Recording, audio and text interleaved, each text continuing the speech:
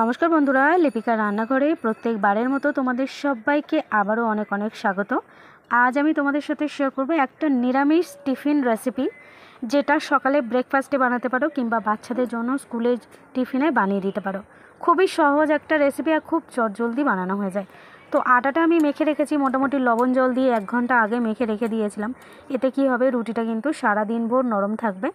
তো এবার আমি এই লেচিটাকে একটু লম্বা করে নিচ্ছি আর ছোট ছোট টুকরো করে এর থেকে বার করে নিচ্ছি, কারণ এই রেসিপিটা একটু ছোট ছোট সাইজের রুটিগুলো বানাতে হবে। তো আমি মোট 5টা লেচি তৈরি করেছি অল্প একটু আটা থেকে। আর এখানে 1 কাপ পরিমাণ আটা রয়েছে, আর লবণ আর জল দিয়ে যেরকম মাখাই সেরকমভাবে মেখে নিয়েছিলাম। এবার আমি রুটিগুলোকে একটু সরিয়ে রাখছি আর একটা একটা করে বেলে নেব। তো অল্প অল্প করে আটা ছড়িয়ে রুটিগুলোকে বেলে নিতে হবে প্রথমে। বন্ধুরা, আমার লিপিকা রান্নাঘর যে চ্যানেল আছে, এই চ্যানেলের পাশাপাশি আমি আরেকটা চ্যানেল ওপেন করেছি, যেটাই হচ্ছে নিরামিষ রেসিপি থাকবে। আমার নিরামিষ রান্নাঘর, চ্যানেলের নাম নিরামিষ রান্নাঘর। তো সেখানে নিরামিষ রেসিপিগুলো আমি দিতে থাকবো, আর সপ্তাহে 2 দিন করে রেসিপি দেব, মঙ্গলবার এবং শনিবার। তোমরা যারা নিরামিষাশী, যারা নিরামিষ খাও, বা সপ্তাহে আমরা তো কিছু কিছু দিন নিরামিষ খাই, তো যারা নিরামিষ খাবার পছন্দ করো তারা ওখান থেকে নিরামিষ রেসিপিগুলো অবশ্যই কিন্তু দেখে নিতে পারবে। তো এবার দেখো, আমি রুটিগুলো বেলে নিয়েছি একটা একটা করে, আর আমি একটা একটা করে রুটি বেলবো আর একটা একটা করে ভেজে নেবো। একসাথে সবগুলো বেলে ভাজতে যাব না, তাহলে কিন্তু জড়িয়ে যেতে পারে। তো জাস্ট এপিট ওপিট একটু করে সেঁকে নেব, আর কিছুই না। জাস্ট এপিট ওপিট দেখো এরকম একটু সুন্দর করে সেঁকে নিয়েছি, নিয়ে আমি সমস্ত রুটিগুলো এভাবে একটু প্রথমে রেডি করে নেব।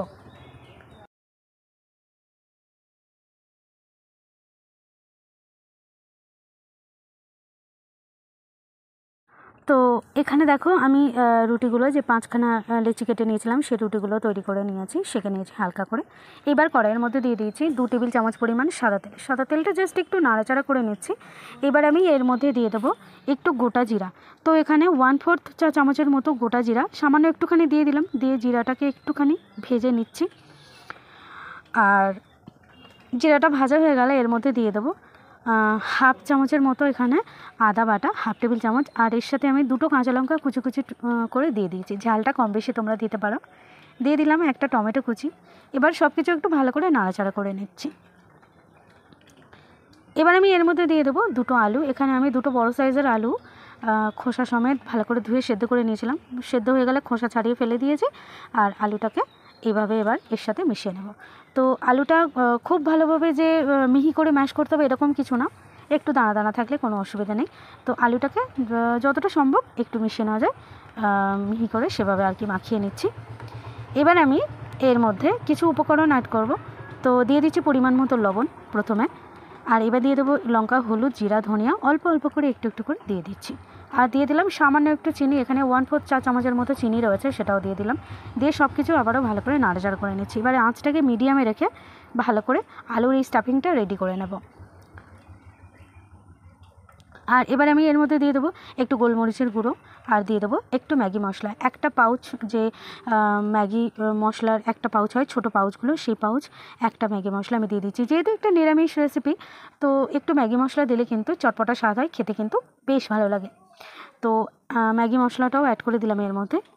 তো 1/2 টেবিল চামচের মতো ম্যাগি মশলাই থাকে এর মধ্যে, তো সেটা দিয়ে দিলাম। দিয়ে এবার আলুটাকে রেডি করে এবার নামিয়ে নেবো। দেখো আলুটা একদম সুন্দরভাবে রেডি করে নেওয়া হয়ে গেছে। তো এটাকে এবার একটু নামিয়ে ঠান্ডা করে নেব।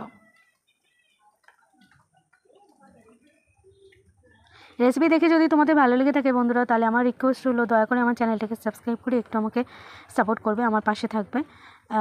আর অবশ্যই একটা কমেন্ট করবে, আর একটা ছোট্ট করে লাইক করে দেবে। যদি তোমরা কমেন্ট করো, তাহলে তোমাদের কমেন্ট দেখে আমার না একটু উৎসাহ জাগে নতুন নতুন রেসিপি ছাড়ার জন্য, আপলোড করার জন্য, তোমাদের কাছে নিয়ে আসবো বলে। তো এটাই আমার রিকোয়েস্ট। এবার দেখো, তো রুটিটা ভালো করে এক্সট্রা যা ময়দা ছিল ঝেড়ে ফেলে দিয়েছি, আর ওপরে 1 টেবিল চামচ সস ভালো করে লাগিয়ে দিয়েছি। তারপরে আলুর যে স্টাফিংটা রেডি করেছিলাম সেটা রুটির 1/2 অংশ জুড়ে লাগিয়ে দিলাম। এবার এর উপরে একটু চিজ গ্রেট করে দেব। তো বাজারে যে নর্মাল যে চিজ কিনতে পাওয়া যায়, সেই চিজ তোমরা এনে গ্রেট করে দিয়ে দিতে পারো। এটা আমি ঘরে বানিয়েছি চিজটা, খুবই ভালো হয়েছিল, মানে এত ভালো হয়েছিল যে কি বলবো, একদম মজরেলা চিজের মতো হয়েছে। আর এর আগে আমি অনেকের ইউটিউব ভিডিও দেখে না আমি অনেকবার বানাতে গিয়েছি চিজ, কিন্তু একদম হয়নি। আমার লিটল দুধ নষ্ট হয়ে গেছে, কিন্তু চিজ হয়নি। চিজ বানাতে গেলে কিন্তু ভালো কোয়ালিটির দুধ চাই। এটা মায়ের বাড়ি থেকে এনেছিল দুধ, তো সেই দুধ দিয়ে চিজটা আর কি বানিয়ে ফেলতে পেরেছি আর কি। তো সেই চিজটাই একটু গ্রেট করে দিয়ে দিলাম, দিয়ে ওইভাবেই আমি সমস্ত রুটিগুলো রেডি করে নিয়েছি। আর এবার দেখো আমি কড়াইয়ের মধ্যে আবারও 1 টেবিল চামচের মতো তেল একটু ব্রাশ করে দিয়েছি। আর এবার ওই যে রুটিগুলো রেডি করেছিলাম স্টাফিং দিয়ে, সেই রুটিগুলোকে উল্টে পাল্টে একটু সুন্দর করে ভেজে নিচ্ছি। এটা ভাজতে প্রায় 30 সেকেন্ড মতো সময় লাগবে, তার বেশি না। তো উল্টে পাল্টে এরকম একটু সুন্দর করে কালার করে ভেজে নিলেই কিন্তু তৈরি হয়ে যাবে এই দারুণ সুস্বাদু টিফিন রেসিপি বা ব্রেকফাস্ট রেসিপি। আশা করছি আমার এই আজকের সহজ রেসিপিটা তোমাদের সবার খুব ভালো লাগবে। ভালো লাগলে যারা আমার চ্যানেলে নতুন আছো, আমার নতুন বন্ধুরা, তাদেরকে রিকোয়েস্ট রইল অবশ্যই আমার চ্যানেলটাকে একটু সাবস্ক্রাইব করে আমাকে সাপোর্ট করো, যাতে আমি একটু এগিয়ে যেতে পারি। তো এইভাবে দেখো বাদবাকি রুটিগুলোকে আমি ভেজে নেব। আর তো আজ এই পর্যন্তই, আবার আসবো এরকম আরও অনেক নতুন নতুন রেসিপি নিয়ে। ততক্ষণ সবাই খুব ভালো থাকবে আর অবশ্যই করে দেখতে থাকবে লিপিকা রান্নাঘর। তো চলো, সবাইকে টাটা, সবাই খুব ভালো থাকবে।